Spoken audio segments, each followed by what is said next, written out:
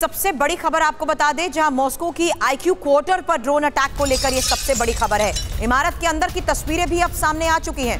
Drone attack में इमारत को नुकसान पहुंचाया गया है और थोड़ी देर पहले जिस तरीके से हम आपको बता रहे थे कि किस तरीके से अब रशियन मिनिस्ट्री की डिजिटल डेवलपमेंट, कम्युनिकेशन और मास मीडिया की ये इमारत बताई जा रही है जिस पर अटैक हुआ है, यानी जिस तरीके से इमारतों को टारगेट किया जा रहा है, ये अंदर की तस्वीर अब आपके सामने है, जहां पर देखिए मॉस्को की ये आईक्यू क्वार्टर पर ड्रोन अटैक हुआ है। तो अब जिस तरीके से कमर्शियल बिल्डिंग्स के साथ साथ सरकारी इमारतों को टारगेट किया जा रहा है, अंदर की ये तस्वीरें सामने आई हैं जहां इमारत की अलग अलग मंजिल पर बैक टू बैक ये टारगेट किए गए हैं।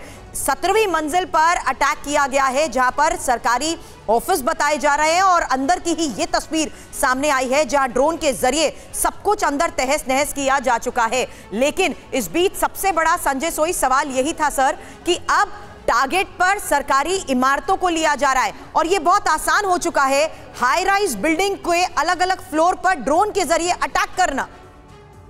नहीं, बिल्कुल सुरभि जी, एक्चुअली सबसे बड़ा चैलेंज आज दुनिया में जो आया है वो है ड्रोन।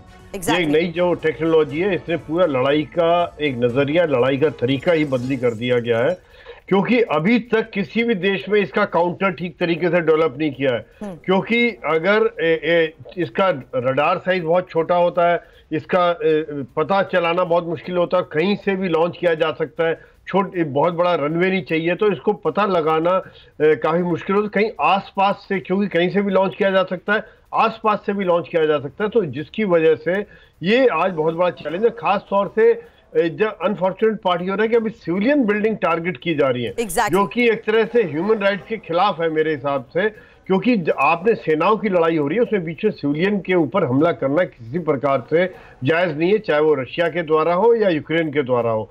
दूसरी बात ये भी लग रही है कि इसके द्वारा ये लगता है कि शायद इनकी पिन पॉइंट एक्यूरेसी कम है, काफी दूर से इनको लॉन्च किया जा रहा है और कहीं भी जाके किसी बिल्डिंग पर टकरा रहे, या फिर अगर इन्होंने आईक्यू क्वार्टर को किया जो उनका डिजिटल कम्युनिकेशन का है, क्या वो उनका कोई सिस्टम था, कोई हेडक्वार्टर है, तो फिर ये बताता है कि काफी पिन पॉइंट अटैक है। बट ये कोई पहली बार नहीं है ना सर। त्रिपाठी सर, मैं चाहूंगी इस पर आप ज्वाइन करें। ये कोई पहली बार नहीं है कि रूस के अब अलग अलग खास इमारतों को टारगेट किया जा रहा है और यही नतीजा है कि ड्रोन का, क्योंकि रूस के पास कोई तोड़ नहीं है, इतना संभव हो पाया है कि उसी की जमीन पर आकर पोजीशनिंग लेकर सरकारी इमारतों तक ड्रोन अटैक संभव हो पा रहे हैं।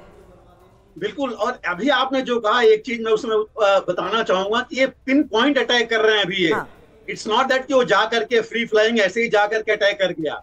और दो चीज मैं ऐड करना चाहूंगा। आप देखिए, जो अभी आप बात कर रहे थे, बता रहे थे कि यूक्रेन ने अपना ड्रोन बनाना शुरू किया। हाँ जी। दो चीजें बहुत इंपॉर्टेंट है। एक, जो ड्रोन वो बना रहे हैं सिर्फ $200 में ड्रोन बना सकते हैं, जो छोटा है। दूसरा, 2 दिन पहले पहली बार यूक्रेन ने पब्लिक व्यू में एक सी ड्रोन दिखाया था, जिसमें उन्होंने कहा है कि ये 21st सेंचुरी का सी ड्रोन है जो कि रूस के किसी भी शिप को डिस्ट्रॉय कर सकता है।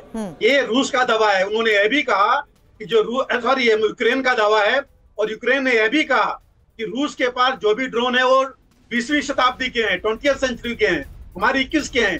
इसका मतलब यूक्रेन ड्रोन बनाने और उसको उपयोग करने में अभी काफी कॉन्फिडेंट हो गया है, और यही कारण है सर, उसी कॉन्फिडेंस का नतीजा है कि मनीष, हमारे सहयोगी, लगातार हमें एक्सक्लूसिव इनपुट दे रहे हैं कि किस तरीके से 48 घंटे में बैक टू बैक कई बार अटैक किए जा चुके हैं और नतीजा यह है कि भले ही रूस इसे आतंकी हमला कहे, लेकिन हकीकत यह है कि रूस की जमीन पर पहुंचकर रूस के अंदर अटैक करना यूक्रेन के लिए ड्रोन के आधार पर बहुत संभव नजर आ रहा है। और अब फिलहाल एयरपोर्ट्स को बंद करने का फैसला भी इसीलिए लिया जा रहा है क्योंकि अब सिविलियंस भी टारगेट पर आ चुके हैं।